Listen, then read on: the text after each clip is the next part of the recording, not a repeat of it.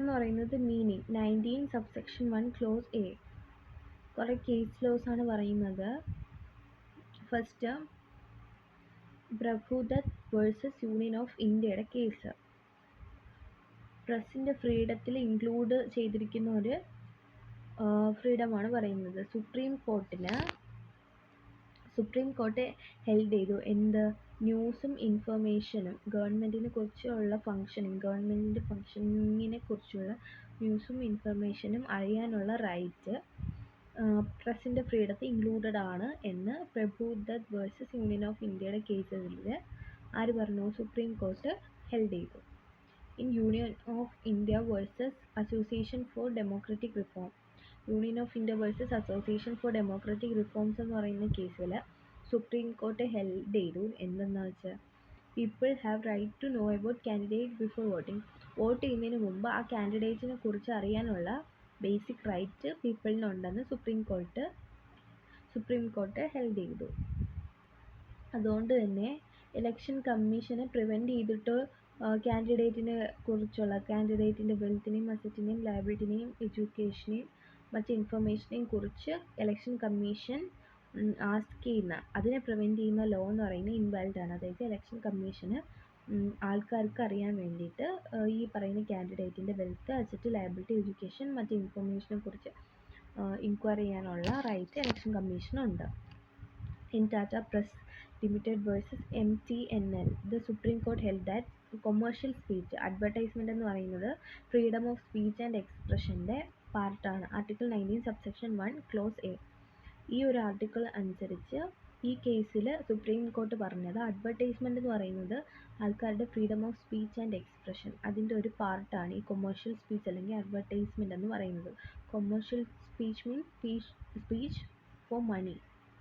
Advertise ചെയ്യുന്ന എന്തിനാണ്? അവരുടെ ഇപ്പോൾ സെയിൽസ് ആയാലും ഇത് ഇൻക്രീസ് ചെയ്യാൻ വേണ്ടിയിട്ടാണ് അഡ്വർടൈസ്മെൻറ്റ് നടത്തുക. അതെന്ന് പറയുന്നത് ഒരു കമ്പനിയുടെ ആയാലും അവരുടെ സ്പീച്ച് ആൻഡ് എക്സ്പ്രഷൻ്റെ ഒരു ഫ്രീഡമാണ്. സോ ഇത് ഇൻക്ലൂഡഡ് ആണ് ഈ 19 സബ്സെക്ഷൻ 1 ക്ലോസ് എയിൽ.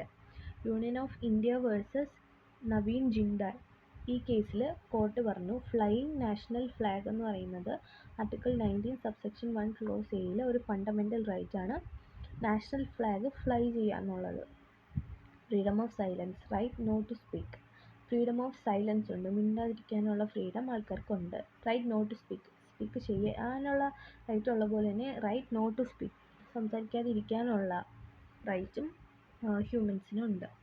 In Bijoy Emmanuel versus state of Kerala versus Bijoy Emmanuel കേസിൽ നാഷണൽ ആന്തം പാടാതിരിക്കാൻ freedom not to sing national anthem but not to disrespect it. അതായത് നാഷണൽ ആന്തം പാടാതിരിക്കാം പക്ഷേ ഡിസ്റെസ്പെക്റ്റ് ചെയ്യരുത്. നാഷണൽ ആന്തം കേൾക്കുമ്പോൾ സ്റ്റഡിയായിട്ട് എണീറ്റ് നിന്ന് അതിനെ റെസ്പെക്റ്റ് ചെയ്യുക എന്നുള്ളത് അതൊരു ബേസിക് ക്വാളിറ്റി അല്ല, അത് മാൻഡേറ്ററി ആണ്. അതെന്ന് പറയുന്നത് നമ്മൾ ഡിസ്റെസ്പെക്റ്റ് ചെയ്യാൻ പാടില്ല. പക്ഷേ നാഷണൽ ആന്തം വേണമെങ്കിൽ നമുക്ക് പാടാതിരിക്കാം, പക്ഷേ അതിനെ ഡിസ്റെസ്പെക്റ്റ് ചെയ്യരുത്. അതായത് അവിടെ സ്റ്റുഡൻസ്, അപ്പോസ്റ്റൽസ്, ക്രീഡ്, ക്രിസ്ത്യൻസ്, അപ്പോസ്റ്റൽസിൻ്റെ ആ ഒരു സ്കൂളിൽ അവിടെയുള്ള സ്റ്റുഡൻസിന് അപ്പോസ്റ്റൽസ്, ക്രീഡ്, ക്രിസ്ത്യൻ അതിൽ ബിലോങ് ചെയ്യുന്ന സ്റ്റുഡൻസിന് നാഷണൽ ആന്തം പാടാൻ പാടില്ല. അതുകൊണ്ട് അവർക്ക് പാടാതിരിക്കാം. കാരണം അവരുടെ റിലീജിയൻ അവരുടെ ദൈവത്തിനെ അല്ലാതെ മറ്റൊന്നിനെയും ഗ്ലോറിഫൈ ചെയ്യാൻ വേണ്ടി പറ്റില്ല എന്നൊരു പ്രൊഹിബിഷൻ ഉണ്ട് അവർക്ക്. അതുകൊണ്ട് അവർക്ക് നാഷണൽ ആന്തം സിംഗ് ചെയ്യാതിരിക്കാം, പക്ഷേ അതിനെ ഡിസ്റെസ്പെക്റ്റ് ചെയ്യരുത്. ഇനി ആർട്ടിക്കിൾ 20 കുറേ പ്രൊട്ടക്ഷൻസ്. ആർട്ടിക്കിൾ 20 കുറേ പ്രൊട്ടക്ഷൻസിനെ കുറിച്ചാണ് പറയുന്നത്. എന്തിന്? In respect of conviction for ഒഫൻസസിൻ്റെ കൺവിക്ഷന് റെസ്പെക്റ്റ് ആയിട്ടുള്ള കുറേ പ്രൊട്ടക്ഷൻസ് ആണ് ആർട്ടിക്കിൾ 20 പറയുന്നത്. അതായത് ഒഫൻസസിൻ്റെ മുകളിലുള്ള കുറേ കുറ്റം ചുമത്തൽ, അത് റെസ്പെക്റ്റ് ആയിട്ട് ആൾക്കാർക്ക് കിട്ടുന്ന കുറേ പ്രൊട്ടക്ഷൻസ് ആണ്. Ex post facto law. No person shall be convicted of any offence. ഒരാളെയും ഒഫൻസ് ചെയ്തു എന്ന് പറഞ്ഞ് കൺവിക്റ്റ് ചെയ്യാൻ പറ്റില്ല എക്സെപ്റ്റ് ലോയിൻ്റെ വയലേഷൻ. ഇപ്പോൾ ഒരു ആക്ട് അതിൻ്റെ കമ്മീഷൻ്റെ time of commission of act commit ചെയ്യുന്ന ആ ഒരു ടൈമിൽ, ആക്ടിൻ്റെ കമ്മീഷൻ്റെ ടൈമിൽ ലോയിനെ വയലേറ്റ് ചെയ്യുന്നതല്ലാതെയുള്ള ഒരു കാര്യത്തിനും അവരെ എന്ത് ചെയ്യാൻ പറ്റില്ല, ഓഫൻസ് കമ്മിറ്റ് ചെയ്തു എന്ന് പറയാൻ പാടില്ല. ലോ വയലേറ്റ് ചെയ്തിട്ടുണ്ടെങ്കിൽ they are convicted of offence. പക്ഷേ മറ്റൊരു കേസിലും ആക്ടിൻ്റെ കമ്മീഷൻ്റെ സമയത്ത് അതിനെ ഒഫൻസ് കൺവിക്റ്റ് ചെയ്തു എന്ന് പറയാൻ പാടില്ല. Which is charged as an offence. ഒരു ഒഫൻസായിട്ട് ചാർജ് ചെയ്യുന്ന ആക്ട് അതിൻ്റെ കമ്മീഷൻ്റെ സമയത്ത് ഒരു ഒഫൻസും കൺവിക്റ്റ് ചെയ്തെന്ന് പറയത്തില്ല. പക്ഷേ ലോ വയലേറ്റ് ചെയ്താൽ അത് ഒഫൻസിൻ്റെ കൺവിക്ഷനാണ്. മാത്രമല്ല ആ ഒഫൻസിൻ്റെ കമ്മീഷൻ്റെ ടൈമിൽ എൻഫോഴ്സ് ചെയ്തിട്ടുള്ള അപ്പോഴുള്ള ലോ അതിൻ്റെ കീഴിൽ ഇൻഫ്ലിക്റ്റഡ് അതിനെ കാട്ടിയിട്ടുള്ളൊരു പെനാൽറ്റിയോ ഈ ഒഫൻസിന് കൊടുക്കാൻ പാടില്ല. Nor be subject to penalty greater than that which might have been inflicted under law. ലോയിൽ ആ സമയത്ത് പറഞ്ഞിട്ടുള്ള ഒഫൻസിൻ്റെ കമ്മീഷൻ്റെ ഒഫൻസ് കമ്മിറ്റ് ചെയ്യുന്ന ആ ടൈമിൽ ലോയിൽ പറഞ്ഞിട്ടുള്ളതിനെക്കാട്ടിയും വലിയൊരു പെനാൽറ്റിയും കൊടുക്കാൻ പാടില്ല. ഇത്രയേ ഉള്ളൂ. എക്സ് പോസ്റ്റ് ഫാക്ടോ ലോ എന്ന് പറഞ്ഞാൽ ലോ വയലേറ്റ് ചെയ്തത്, എക്സെപ്റ്റ് വയലേഷൻ ഓഫ് ലോ, ഒരു ആക്ട് ഒഫൻസായിട്ട് ചാർജ് ചെയ്ത ആക്ട്, ആ ആക്ട് കമ്മിറ്റ് ചെയ്യുന്ന ടൈമിൽ അയാൾ ഒഫൻസ് കമ്മിറ്റ് ചെയ്തു എന്ന് പറയാൻ പാടില്ല, except for violation of law.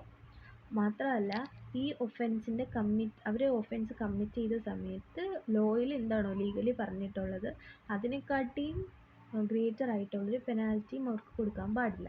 അവരെ പ്രൊട്ടക്റ്റ് ചെയ്തുകൊണ്ട് ഒഫൻസ് കൺവിക്റ്റ് ചെയ്യുന്നവരുടെ അവർക്ക് പ്രൊട്ടക്ഷൻ കൊടുത്തുകൊണ്ടുള്ള ലോയാണ് ഈ പറയുന്നത്. Next double jeopardy. ഒന്നിൽ കൂടുതൽ തവണ സെയിം ഒഫൻസിന് ഒരാളെയും നമുക്ക് പ്രോസിക്യൂട്ട് ചെയ്യാനോ പണിഷ് ചെയ്യാനോ പാടില്ല. അതായത് കോർട്ട് ഓഫ് ലോ അല്ലെങ്കിൽ ജുഡീഷ്യൽ ട്രൈബ്യൂണലിന് മുകളിലുള്ള പ്രൊസീഡിങ്സിൽ മാത്രമേ ഈ ഒരു ക്ലോസിൻ്റെ പ്രൊട്ടക്ഷൻ ആപ്ലിക്കബിൾ ആയിട്ടുള്ളൂ. മറ്റൊരു തരത്തിൽ പറഞ്ഞാൽ ഡിപ്പാർട്ട്മെൻറ്റിൽ അല്ലെങ്കിൽ അഡ്മിനിസ്ട്രേറ്റീവ് അതോറിറ്റിക്ക് മുന്നിലുള്ള പ്രൊസീഡിങ്സിൽ ഈ ഒരു പ്രൊട്ടക്ഷൻ അവൈലബിൾ അല്ല.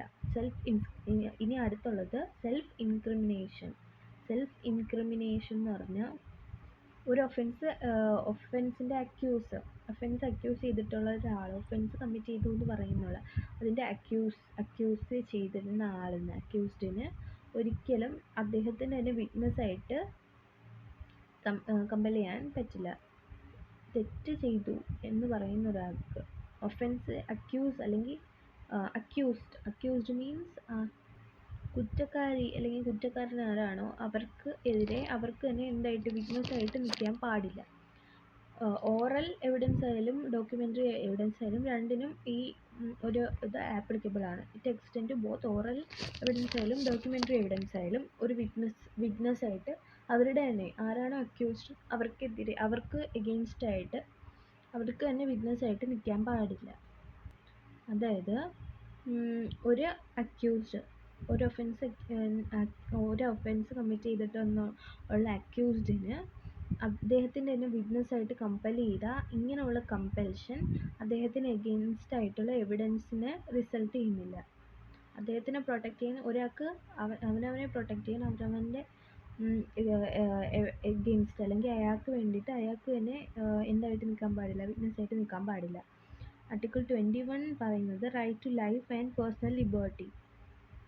ലീഗൽ പ്രൊസീജിയർ എക്സെപ്റ്റ് ആയിട്ടുള്ള കേസസിൽ ഒരാൾക്കും അദ്ദേഹത്തിൻ്റെ ലൈഫ് അല്ലെങ്കിൽ പേഴ്സണൽ ലിബർട്ടിയിൽ എഗെയിൻസ്റ്റ് ആയിട്ട് ഡിപ്രൈവ് ചെയ്യാൻ പാടില്ല.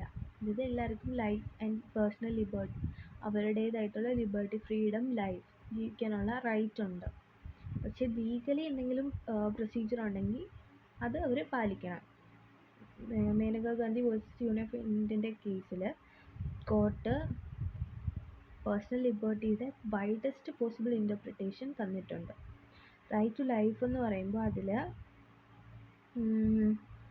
Right to live with human dignity, മനുഷ്യൻ്റെ ഒരു അന്തസ്സോടുകൂടി ജീവിക്കുക എന്നുള്ളതിൻ്റെ ആംബിറ്റിൽ നിന്നുകൊണ്ടുള്ള എല്ലാ കാര്യങ്ങളും റൈറ്റ് ടു ലൈഫിലുണ്ട്. സുപ്രീം കോർട്ട് പറഞ്ഞിട്ടുള്ള റൈറ്റ് ടു ലൈഫ് എന്ന് പറയുന്നത് ഫിസിക്കൽ എക്സിസ്റ്റൻസ് മാത്രമല്ല, ക്വാളിറ്റി ഓഫ് ലൈഫ്. വെറുതെ ജീവിച്ചിട്ട് ഫിസിക്കൽ എക്സിസ്റ്റൻസ് മാത്രം ഉണ്ടായിട്ട് കാര്യമില്ല, നമ്മുടെ ജീവിതത്തിനൊരു ക്വാളിറ്റി ഉണ്ടായിരിക്കണം. സോ ക്വാളിറ്റി ഓഫ് ലൈഫ് ഉൾക്കൊണ്ടുകൊണ്ടുള്ള ഫിസിക്കൽ എക്സിസ്റ്റൻസ്, അതാണ് റൈറ്റ് ടു ലൈഫ് എന്ന് പറയുന്നത്. ഈ റൈറ്റ് എന്ന് പറയുന്നത് ഈ താഴെ പറയുന്ന റൈറ്റ്സ് എല്ലാം ഇൻക്ലൂസീവ് റൈറ്റ് ആണ്. ഇൻക്ലൂഡിങ് താഴെ പറയുന്ന എല്ലാം ഈ റൈറ്റ് ടു ലൈഫിൽ വരും. Right to travel abroad. Satwant Singh versus assistant passport officer. ഈ കേസിൽ പറഞ്ഞു റൈറ്റ് ടു ട്രാവൽ എബ്രോഡ്, പുറത്ത് എബ്രോഡിൽ ട്രാവൽ ചെയ്യാനുള്ള റൈറ്റ് ടു ലൈഫിൽ ഇൻക്ലൂഡഡ് ആണെന്ന്.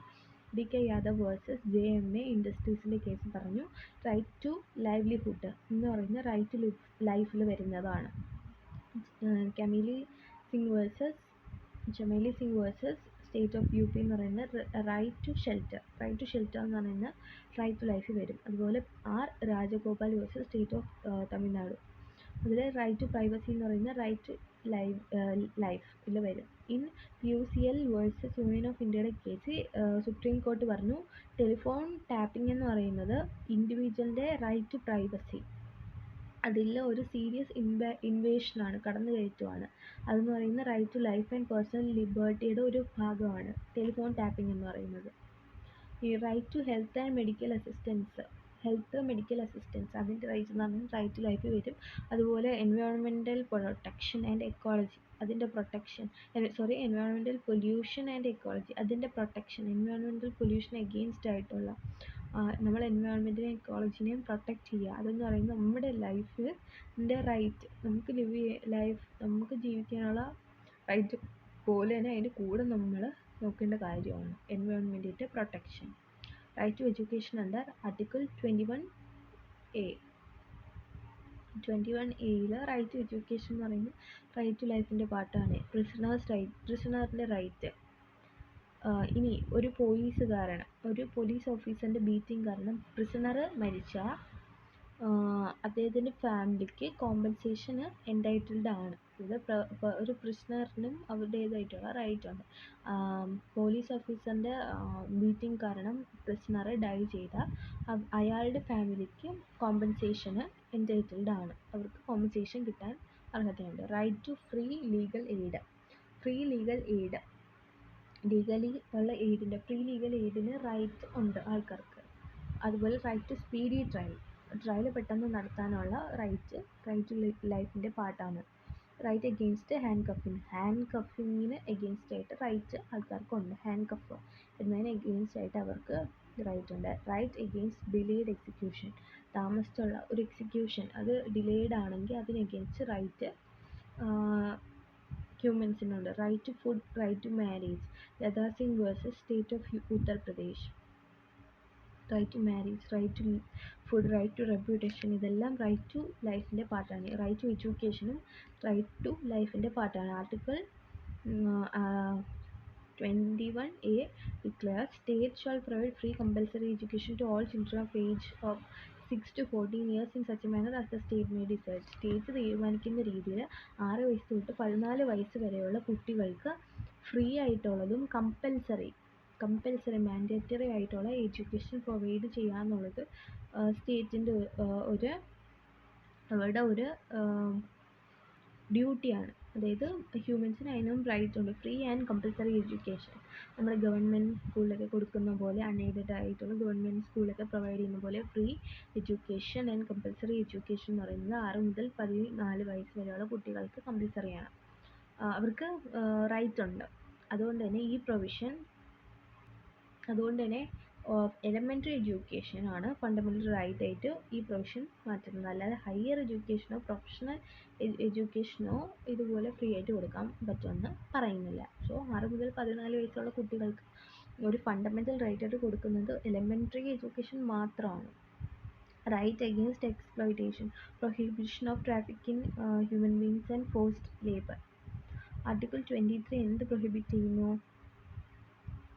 Traffic in human beings and other similar forms of forced labour അല്ലെങ്കിൽ ഹ്യൂമൻ ട്രാഫിക്കിങ്ങിന് എഗെയിൻസ്റ്റ് ആയിട്ടുള്ള അതിനെ പ്രൊഹിബിറ്റ് ചെയ്യുന്ന ആർട്ടിക്കിളാണ് ആർട്ടിക്കിൾ 23. ഈ റൈറ്റ് സിറ്റിസൺസിനും നോൺ സിറ്റിസൺസിനും ഈക്വലായിട്ട് അവൈലബിൾ ആണ്. ഇത് ഇൻഡിവിജ്വൽസിനെ പ്രൊട്ടക്റ്റ് ചെയ്യുന്നു. എന്തിന് എഗെയിൻസ്റ്റ്? സ്റ്റേറ്റിന് എഗെയിൻസ്റ്റ് മാത്രമല്ല, പക്ഷേ ഒരു പ്രൈവറ്റ് പേഴ്സൺ എഗെയിൻസ്റ്റും. പ്രൈവറ്റ് പേഴ്സൺ ചെയ്താലും സ്റ്റേറ്റ് ചെയ്താലും ഹ്യൂമൻ ട്രാഫിക്കിംഗ് പ്രൊഹിബിറ്റഡ് ആണ്. അല്ലെങ്കിൽ ഫോഴ്സ്ഡ് ലേബർ എന്ന് പറയുന്നത് ഒരു സ്റ്റേറ്റ് ചെയ്താലും അല്ലെങ്കിൽ പ്രൈവറ്റ് പേഴ്സൺ ആണ് ഇത് ചെയ്യുന്നതെങ്കിൽ അവരുടെ എഗെയിൻസ്റ്റ് നമുക്ക് പ്രൊഹിബിഷൻ ഉണ്ട്. രണ്ട് അപ്പം പ്രൈവറ്റ് പേഴ്സൺ ചെയ്യാമെന്നില്ല. സ്റ്റേറ്റ് ആയാലും പ്രൈവറ്റ് പേഴ്സൺ ആയാലും ഈക്വലി അത് പ്രൊഹിബിറ്റഡ് ആണ്. പക്ഷേ സ്റ്റേറ്റിന് compulsory service for public purpose, അതായത് മിലിറ്ററി സർവീസ്, സോഷ്യൽ സർവീസ്. ഇപ്പോൾ ഒരു വാർ വല്ലതും വരുന്ന സമയത്ത് മിലിറ്ററി സർവീസിനോ സോഷ്യൽ സർവീസിനോ അങ്ങനെ ഉള്ള പബ്ലിക് പർപ്പസസിന് കമ്പൽസറി സർവീസ് വേണമെങ്കിൽ ഇമ്പോസ് ചെയ്യാം. ഇപ്പോൾ ആംഡ് ഫോഴ്സ് അല്ലെങ്കിൽ ആംസ് ആവശ്യത്തിനില്ല എന്നുണ്ടെങ്കിൽ വാറിൻ്റെ ടൈമിലൊക്കെ അവർക്ക് വേണമെങ്കിൽ ഇങ്ങനെ public purpose, military service, social service ഇതിനൊക്കെ വേണമെങ്കിൽ, ഇതുപോലെയുള്ള പബ്ലിക് പർപ്പസസിന് വേണമെങ്കിൽ സ്റ്റേറ്റിന് കമ്പൽസറി സർവീസ് ഇമ്പോസ് ചെയ്യാൻ പറ്റും. Next, prohibition of employment of children in factories etcetera. Factory, ഇത് ഈ 14 വയസ്സിനൊക്കെ താഴെയുള്ള കുട്ടികളെ ഈ ഹസാർഡസ് ആയിട്ടുള്ള ആക്ടിവിറ്റീസ്, മൈനിങ്, ഫാക്ടറി ഇതിലൊന്നും എംപ്ലോയ്മെൻറ്റ് ചെയ്യാൻ പാടില്ല. കുട്ടികളെ അങ്ങനെ ചെയ്യുന്ന എന്ത് ചെയ്യുന്നത്, എംപ്ലോയ്മെൻറ്റ് ഫാക്ടറിയിലോ മൈനിങ്ങിലോ ഹസാർഡസ് ആക്ടിവിറ്റിയിലൊക്കെ എംപ്ലോയ് ചെയ്യുന്നത് അത് പ്രൊഹിബിറ്റഡ് ആണ് ആർട്ടിക്കിൾ 24 അനുസരിച്ച്. പക്ഷേ ഹാംലെസ് ആയിട്ടുള്ള ഇന്നസെൻറ്റ് വർക്ക് അതിൽ എംപ്ലോയ് ചെയ്യുന്നതിൽ വലിയ പ്രൊഹിബിഷൻ ഇല്ല. ഹസാർഡസ് ആക്ടിവിറ്റിയിലോ മൈനിങ്ങിലോ ഫാക്ടറിയിലോ പോലുള്ള ഡിസാസ്ട്രസ് ജോബ് അല്ലെങ്കിൽ ഹാംഫുൾ ജോബൊക്കെ ചെയ്യുന്നതിൽ മാത്രമേ 14 വയസ്സിന് താഴെയുള്ള കുട്ടികൾക്ക് അവരുടെ എംപ്ലോയ്മെൻറ്റിന് മാത്രമേ പ്രൊഹിബിഷൻ ഉള്ളൂ. ഇനി ആർട്ടിക്കിൾ 25 പറയുന്നത് എന്താണ്, ആൾക്കാർക്ക് ഈക്വലി ഫ്രീഡം ഉണ്ട് എന്ന് conscience and right to freely profess, practice and propagate religion profess ചെയ്യാനും പഠിപ്പിക്കാനും പ്രാക്ടീസ് ചെയ്യാനും അത് പ്രൊപ്പഗേറ്റ് ചെയ്യാനും അത് സ്പ്രെഡ് ചെയ്യാനും ഇതിനൊക്കെയുള്ള റൈറ്റ് ഉണ്ട്. ആൻഡ് ഫ്രീഡം ഓഫ് കോൺസൈൻസ്, ഇതൊക്കെ ഈക്വലി എൻറ്റൈറ്റിൽഡ് ആണ് ആൾക്കാർ. The implication of these are as follow. അതിൻ്റെ ഇംപ്ലിക്കേഷൻ എന്ന് വെച്ചാൽ ഫ്രീഡം ഓഫ് കോൺസൈൻസ് അല്ലെങ്കിൽ right to profess, right to propagate, right to practice. ഈ റൈറ്റ്സ് ഒക്കെ ഹ്യൂമന് എല്ലാ ആൾക്കാർക്കും ഉണ്ട്. All persons are equally entitled, എല്ലാവർക്കും ഈക്വലി ഇതെല്ലാം ചെയ്യാൻ പറ്റും. റൈറ്റ് 25. പക്ഷേ ലീഗൽ ആസ്പെക്ട്സ് ഒന്നും വയലേറ്റ് ചെയ്യാൻ പാടില്ല. ആർട്ടിക്കിൾ 25 റിലീജിയസ് ബിലീഫ് മാത്രമല്ല റിലീജിയസ് പ്രാക്ടീസസും ഇതിൽ കവർ ചെയ്യുന്നുണ്ട്. ഈ റൈറ്റ് എല്ലാ സിറ്റിസൺസിനും നോൺ സിറ്റിസൺസിനും ഈക്വലി അവൈലബിൾ ആണ്. ആർട്ടിക്കിൾ 26 എന്ന് പറയുന്നത് ഈ താഴെ പറയുന്ന റൈറ്റ്സ് അതിൻ്റെ ഏതൊരു സെക്ഷൻ അല്ലെങ്കിൽ എല്ലാ റിലീജിയസ് ഡിനോമിനേഷനും ഈ പറയുന്ന റൈറ്റ്സ് ഉണ്ട്. എല്ലാ റിലീജിയസ് ഡിനോമിനേഷനും അല്ലെങ്കിൽ ഏതൊരു സെക്ഷനും റിലീജിയൻ്റെ ഏതൊരു സെക്ഷനും അവർക്കെല്ലാം ഈ പറയുന്ന ഫോളോയിങ് റൈറ്റ്സ് ഉണ്ട്. ഇതൊക്കെയാണ് ചാരിറ്റബിൾ പർപ്പസിന് അല്ലെങ്കിൽ റിലീജിയസ് പർപ്പസിന് വേണ്ടിയിട്ട് ഇൻസ്റ്റിറ്റ്യൂഷൻസ് എസ്റ്റാബ്ലിഷ് ചെയ്യാനും മെയിൻറ്റെയിൻ ചെയ്യാനുമുള്ള റൈറ്റ്സ് എല്ലാവർക്കും, എല്ലാ റിലീജിയസ് ഡിനോമിനേഷനും സെക്ഷനും ഉണ്ട്. അതുപോലെ റിലീജിയൻ റിലേറ്റഡ് മാറ്റേഴ്സിന് അവരുടേതായിട്ടുള്ള അഫയേഴ്സ് മാനേജ് ചെയ്യാനുള്ള റൈറ്റും ഉണ്ട്. ഈ റൈറ്റ്സ് ഒക്കെയാണ് ആൾക്കാർ മിസ്യൂസ് ചെയ്യുന്നത്. മാത്രമല്ല ഇമ്മൂവബിൾ ഇമ്മൂവബിൾ പ്രോപ്പർട്ടി അക്വയർ ചെയ്യാനുള്ള അല്ലെങ്കിൽ ഓൺ ചെയ്യാനുള്ള റൈറ്റ്, അതിൻ്റെ ഓണർഷിപ്പ്, അതിൻ്റെ അക്വസിഷൻ ഇതിനൊക്കെയുള്ള റൈറ്റ് എല്ലാ റിലീജിയസ് ഡിനോമിനേഷൻ അല്ലെങ്കിൽ സെക്ഷൻസിനുണ്ട്. മാത്രമല്ല ലീഗലി അതായത് ലോ അക്കോർഡൻസ് ആയിട്ട് ഈ പറയുന്ന പ്രോപ്പർട്ടി അഡ്മിനിസ്റ്റർ ചെയ്യാനുള്ള റൈറ്റ്സും അവർക്കുണ്ട്. സോ ഇത്രയേ ഉള്ളൂ. റിലീജിയസ് അല്ലെങ്കിൽ ചാരിറ്റബിൾ പർപ്പസിന് വേണ്ടിയിട്ട് ഇൻസ്റ്റിറ്റ്യൂഷൻസ് എസ്റ്റാബ്ലിഷ് ചെയ്ത് അത് മെയിൻറ്റെയിൻ ചെയ്യാനുള്ള റൈറ്റും, റിലീജിയൻ റിലേറ്റഡ് മാറ്റേഴ്സിന് അവരുടേതായിട്ടുള്ള അഫയേഴ്സ് മാനേജ് ചെയ്യാനും ഇമ്മൂവബിൾ പ്രോപ്പർട്ടി ഈ ഒരു കാര്യത്തിന് ഓൺ ചെയ്യാനും അക്വയർ ചെയ്യാനും ലോയിൻ്റെ അടിസ്ഥാനമാക്കി ഈ പറയുന്ന പ്രോപ്പർട്ടി അഡ്മിനിസ്റ്റർ ചെയ്യാനുള്ള റൈറ്റ് ഏതൊരു റിലീജിയസ് ഡിനോമിനേഷൻ അല്ലെങ്കിൽ സെക്ഷനും ഉണ്ട്.